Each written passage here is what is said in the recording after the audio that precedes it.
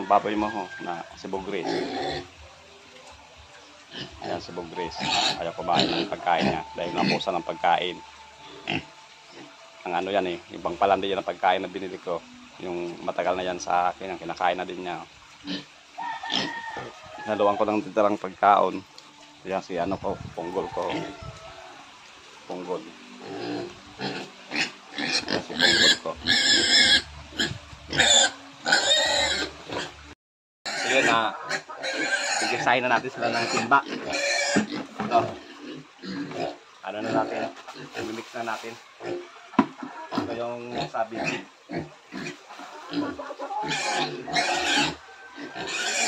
Ito yung bilis pala.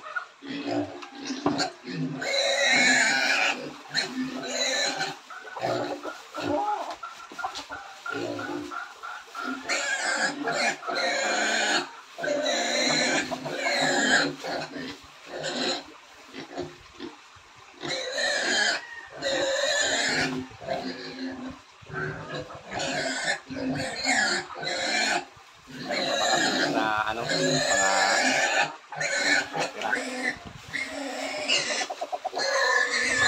bigyan na lang ano kasi alauna na eh. So yun na makain na sila. Ayun na tatapos na, may tira pa rin ako. Pag bumili ako, yun daw ang gagawin ko, i-mix ko sila. Pati manok ko, libre na din dyan sa pagkain. Yan, tandang. Ito, sa akin, yan lang, nangingitlog na yan. Ayan. Ito yung si punggol ko.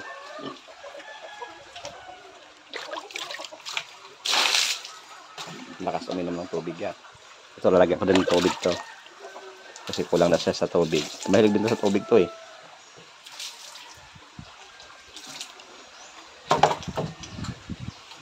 Ayan, ulam ng tubig na naman. Ito yung itlog niya oh. Pakita ko sa yung itlog niya. Mamaya mag-itlog naman yan. Ayan oh. 8. Wala na yung itlog niya. Ah, diba? 8. So, sana dumami na yung manok ko. Yung isa, yung naglilim doon sa puno ng kahoy, hindi siya na ano, naghinayang ako kasi hindi nabuhay ang mga ano niya. Dahil nabugok, yung itlog nabugok. Kaya hindi siya naging sisiw. So, post tayo dito sa bake natin kasi mahal na ang kilo ng buhay ngayon. Nasa 170 na. Baka ngayong Mayo aabot ng 200. So, sana lumaki na agad siya. Kaya yun, inano ko ng page. Magkaiba sila eh. Pedrolac. Ito Pedrolac, yung isa bimig. Kasi pag nagbimig ako, nagtatay siya. Kaya yung Pedrolac. Mas mahal ang pagkain nito na isa kaysa bimig. Ayan siya. Kaya hinaluan ko siya ng ano, yung page na dati. Yung sayang naman kasi. Yung pangpalandi yun, bumili ako ng isang sako, yung para doon sa ano ko dati, yung gagawin ko sanang inahin. So hindi nag-ano, yung magka-Pasko, inano ko kasi nanganak tayo sa binyag. So bininta ko siya, tapos yung pumalit ako ng isang baboy. Ito. Ayan. Pero ito, binili lang to sa akin. So ako lang nagkapakain. Ayan. So ako na nag-alaga niyan. Ayan, bali 2 na sila. Ang mahal ng pagkain yan. Pedrolac yan eh. Ito bimig. Ayan, nangingitlog doon sa ano sa ano, mga gamit ng may mga bakal doon eh. So kakain naman yan dito. So dito tayo, katapos ko lang magano ng recycle ng ano, yung feeds, sinalo-halo ko sila para magamit din yun. Ayun, pinapakain ko sila rito. Tama pala yung kamuting kahoy ko, minakaw, nanghinayang ako. Bakit ako sa inyo ang mga ano mamayang hapon kasi sobrang init pa ngayon. Ayan, sobrang init. So mamayang ang alas 3, akit ako sa taas. Ayan. So nagtiba din tayo ng saging. Binigay ko na sa bayaw ko yung isang saging. So ito dadaling pasok sa kanila. Ayan. Ito yung sapakol yan eh. papahinugin ko yan, ipakain ko sa mga baboy para mayroon silang kainin na prutas. Ayan o, pupunta na siguro yun sa itlog niya. Tinutuktukan niya yung saging, oh. Kinakain ko. Iuwi ko yan, saka yun.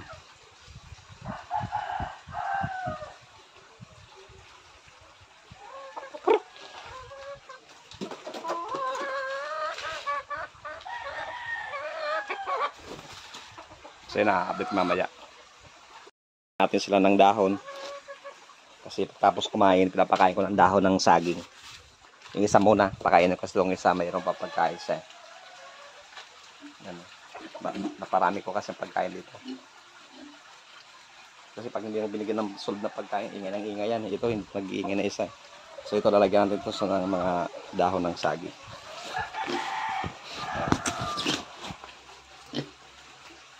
Kainin niya yan. Panghimagas. Ayan.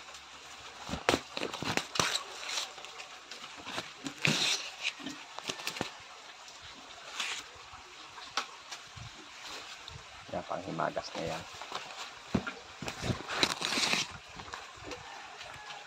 Kasi nakita ko rin kasi ito sa YouTube, pinapakain nila yung dahon ng saging pagtapos kumain.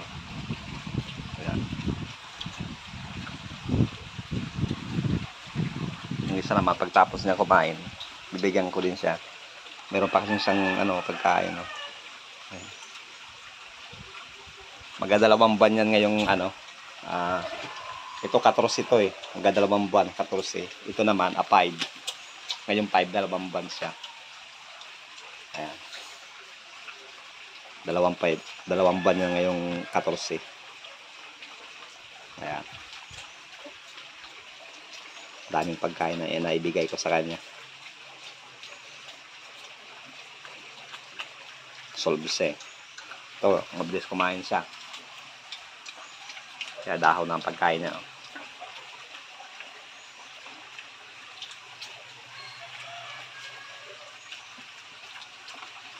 Ayan. Kainin niya yan.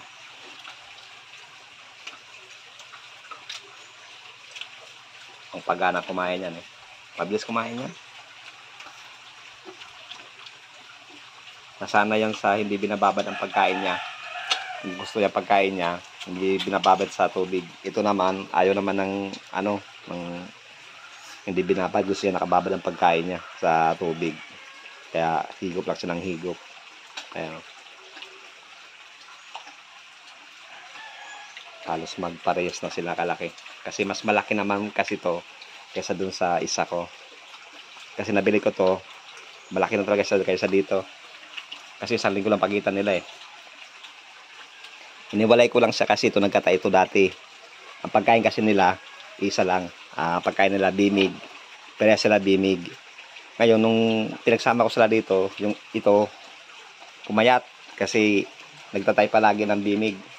So, ang ginawa ko, pidrolak. Ngayon, hanggang ngayon, hindi na siya nagtatay. Okay na siya. Saka, dahil ko naman siya binibigyan ng itong dahon ng saging. Pangpano din sa tayo yan eh. Pangpatigas. Kasi mapakla yan eh. Ayan. So, pangpangana daw sa pagkain. Kita ko sa YouTube yan. Tignan mo ito. Oh. Ayan o. Oh. Hinap pa yan. Ayan. Ubus na yan. So, bibigyan ko sa mamaya ng dahon naman ng saging. Hanggang di pa niya nauubos yan. Ayun siya. Inunti-unti na din niya. Kainin. Ayan.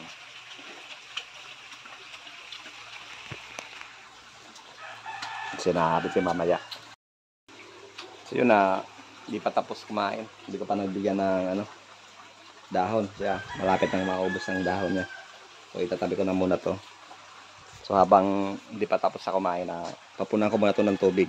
Kasi hindi pa sa puno. Nagamit ko na. Kita ko sa inyo ang sanang ko gripo. Ayan po yung hose oh. Ayan, yung hose.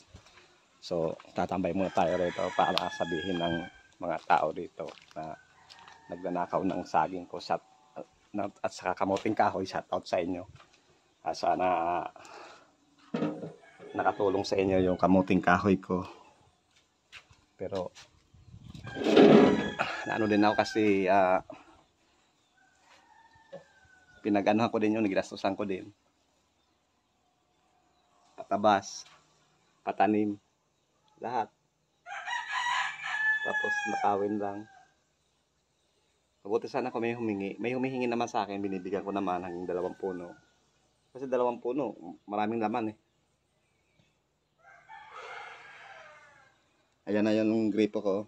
Binuksan ko na siya para mapuno yung drum doon. Gagamitin ko mamaya yun. Ano sa kanila? Pang hugas. So wala dito yung mga aso ko. Nasa baba. Ang daming bunga naman ng langka. Sa bayabas, magbubungahan naman sila. Kasi magmamayo na naman. So, yung kamuting kahoy ko sa kamuting baging, pwede nang i-harvest. Magkukontrata ako sa palengke ng kamuting kahoy para isahan na lang na bunutan at dalhin na lang doon kung mayroong bibili. So yun na, maraming salamat sa panonood ng mga videos ko rito sa bukid. Sana lagi yung panoorin kahit saan ako pumunta, nag-video po ako at pakishare naman ang comment. Maraming salamat po sa inyo at ingat po kayo palagi and God bless po sa inyong lahat. So yun, pirausog, tumataba pa ako dito sa Bicol kasi bihira ako manunod sa bukid kasi wala nang tatabasin. Magtatabas naman ako dyan sa mga kasagingan kasi yan din tayo kumukuha ng pambili ng feeds ng baboy ko. At salamat sa saging na nagbibigay ng pangbili ng pagkain ng baboy ko. So na salamat sa inyong lahat at ingat po kayo palagi and God bless you po. Bye bye.